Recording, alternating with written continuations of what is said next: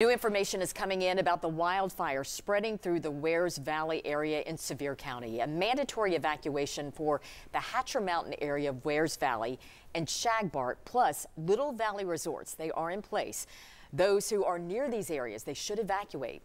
There is also a mandatory evacuation for Black Bear Resort off of Lost Branch Road. An evacuation center is set up at the Pigeon Forge Community Center. The Sevier County mayor says that fire at the moment is 0% contained. It is burning an estimated 250 acres, and every fire crew and emergency responder in that county is on scene right now. 10 News anchor Leslie Ackerson joins us to explain what we know so far about the winds today compared to what we saw years ago in 2016 and the deadly wildfires there. Leslie? John, I know a lot of people are thinking back to 2016. This is a look at the map that Robin just mentioned, some of those evacuation areas where that fire was initially reported near Hatch Mountain Road at around 11 a.m. Again, that evacuation area right now covers Hatcher Mountain area of Wears Valley, resorts of Shagbark and Little Valley, and Black Bear Resort of Lost Branch Road. You do need to evacuate. Like you said, those high winds that we saw today reminds us a lot of this. This is from 2016, a view from the Tennessee Army National Guard flying over during those wildfires 6 years ago. Those fires were fueled by those high winds. They began in the Smoky Mountains, spread to Gatlinburg and other parts of Sevier County, taking the lives of 14 people. More than 190 people were injured and more than 2,500 places were destroyed. Today's fires really do bring back some of those devastating memories for people who witnessed it. To be honest with you, I lost everything I had in the 2016 fire in Gatlinburg. We lost our home, we lost 3 vehicles, and my stepchildren lost a motel. This fire really unnerves me because it just brings back all the memories that I went through then. This fire's nothing to compare with that fire, but if the wind got up, it certainly could be. The wind is the big question indeed. Now, I reported on the Gatlinburg wildfires back in 2016, the day that they happened. So I pulled some old video to show us.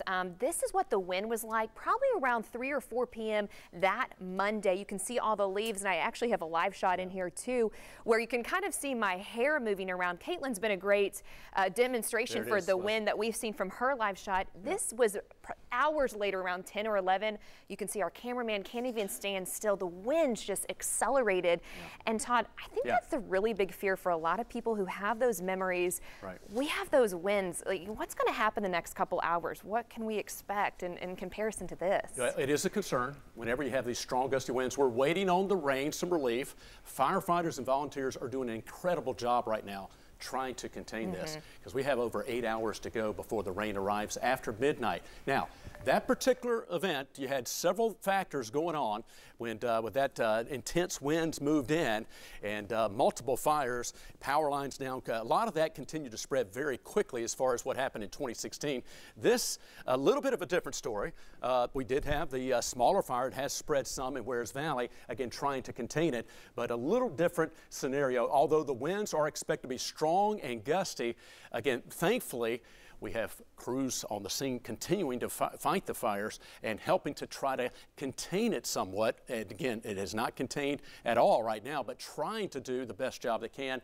And well, certainly our thoughts and prayers are with them this evening before we get relief in the form of rain. Why are we looking at radar? It's warm and dry.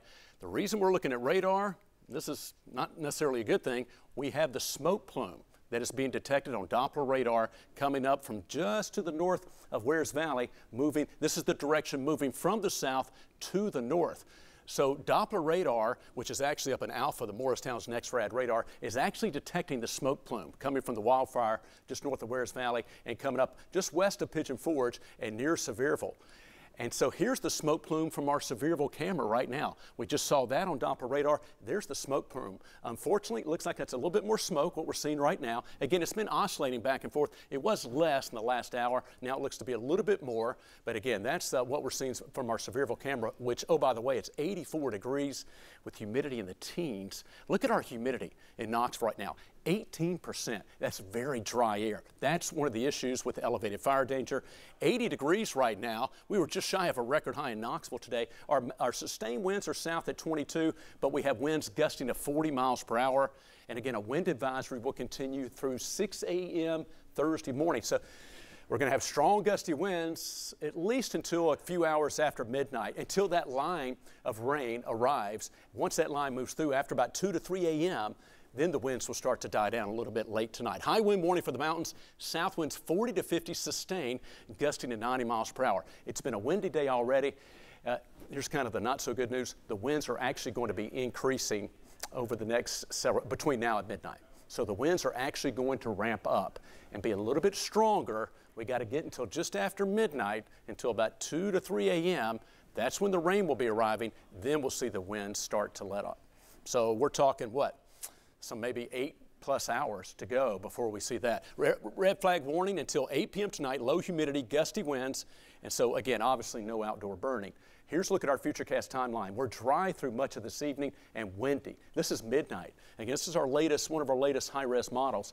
It's going to take until after midnight, that 1 to 2, maybe even closer to 3 a.m. Hopefully it speeds up a little bit. We need the rain.